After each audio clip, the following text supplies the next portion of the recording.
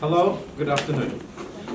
Today we're going to look at where our topic is the posterior arm, posterior forearm, okay? And so we looked at the anterior forearm. So posterior forearm is also referred to as the extensor compartment, right? Why? Because the muscle located in the posterior forearm is involved in extension primarily. Extension of what? You can tell me. So the muscles in the posterior forearm is involved in extension of what? The wrist. Extension of the wrist, one. Second? The finger. Extension of the fingers, right? And what else? The elbow. Okay, so this is the primary function of the muscles, the whole bulk of the muscle, but we're going to look at so there's also another muscle located on the lateral aspect of the posterior forearm, and that is primarily involved in flexion. Okay, so like brachioradialis, we're going to look at brachioradialis. That's involved in flexion of the forearm. But generally speaking, all the muscle located in the posterior forearm is involved in extension of the hands and extension of the fingers. Well, when we say extension of fingers, which extension are we talking about? We have metacarpophalangeal joint here, and then we have the interphalangeal joints. Okay, so we have two joints. So in terms of metacarpophalangeal joint is what? That's extension, right? And then we have the interphalangeal joint. That's also extension. Okay, so we have the extension of the wrist, extension of the metacarpophalangeal joint, and then we also have extension of the interphalangeal joint. Okay. So basically we're opening our hand via the activity of these muscles. When we close our hand, when we make a fist, and that is done by which muscles? Flexor. Right, the anterior compartment muscles, which are the flexor muscles, right, in the anterior forearm. So when we open our hand, is accomplished by the posterior compartment muscle, extensor muscles. When we make a fist, the anterior compartment muscle, the flexor muscles, makes a fist. So basically, they oppose each other. So one flex and one extends. So we're able to open and close our hand via the activation of these muscles. So, which of the muscles that make the fist? You can tell me. The pronator. Pronator. We're talking about fist. I'm doing this. Oh, okay. So which muscle does this? Make a fist. Flexor digitorum profundus. Okay, say it again. The profundus muscle, flexor digitorum profundus. Is it that?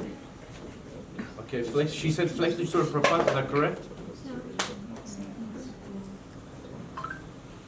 Extensor carpi ulnaris. One of them, I think. Okay, we're talking about this motion here. So which muscle does this? Is it long flex? Okay, we're talking about the muscles, the anterior compartment muscles. Okay, so you're flexing the digits, right? Flex carporadialis. Flexor digitorum profundus. Okay, so all right, hold on. So which muscle? Let's look at the muscles of the anterior compartment. We have the pronator teres. Okay, so does this activate in order to make a fist? No, I'm not pronating my forearm right now, right? And the second is we have flexor carpi radialis and flexor carpi ulnaris. What's the function of these two muscles? Flexion of the wrist. All right, it does that. So am I doing that in order to make a fist? No, I'm not using that. The flexor digitorum. Okay, so I have to do this. All right, in order to make a when activating these two muscles. But I'm just making a fist like this. So let's look at the rest of the muscles. So we have flexor palmaris longus. That's the same thing.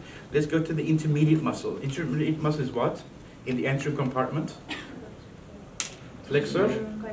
Digitorum superficialis. Flexor digitorum superficialis is the intermediate second layer muscle, and that basically goes and attaches to the middle phalanx, okay, and that flexes the proximal IP joint, proximal or the proximal IP, which is proximal interphalangeal joint.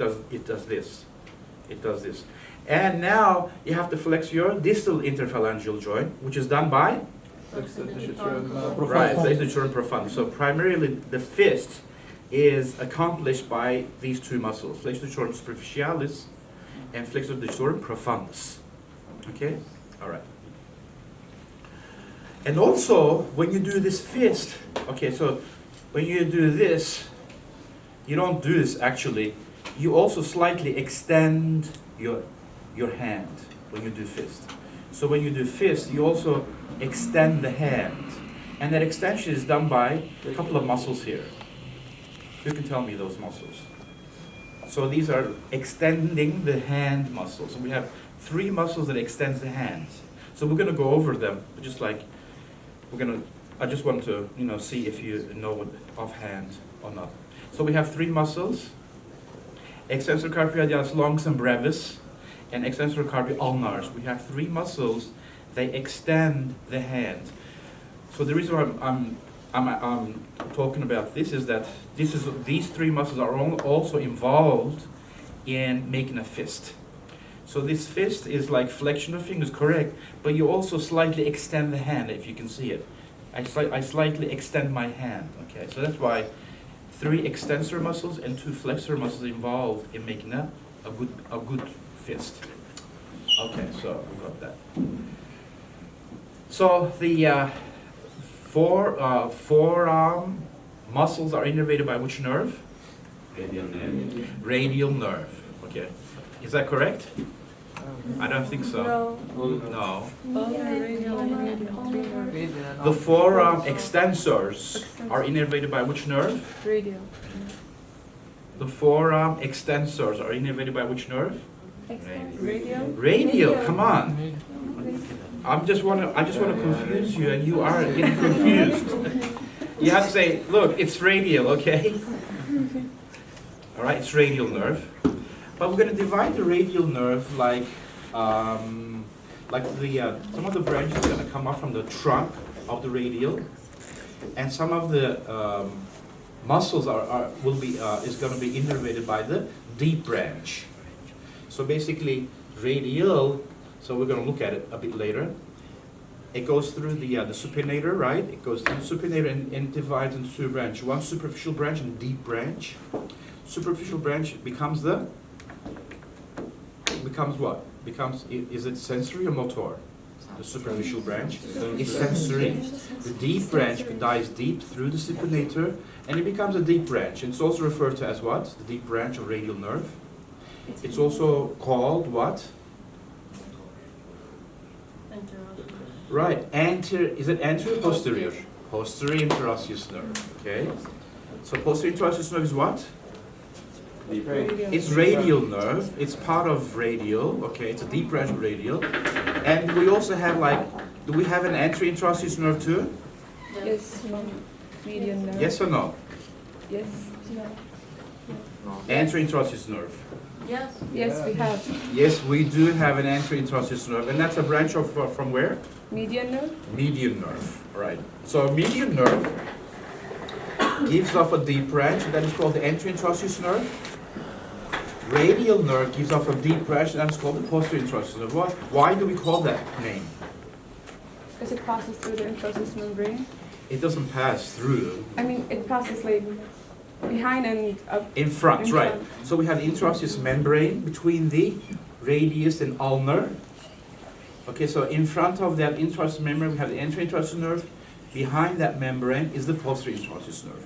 So at the back of the forearm is radial always.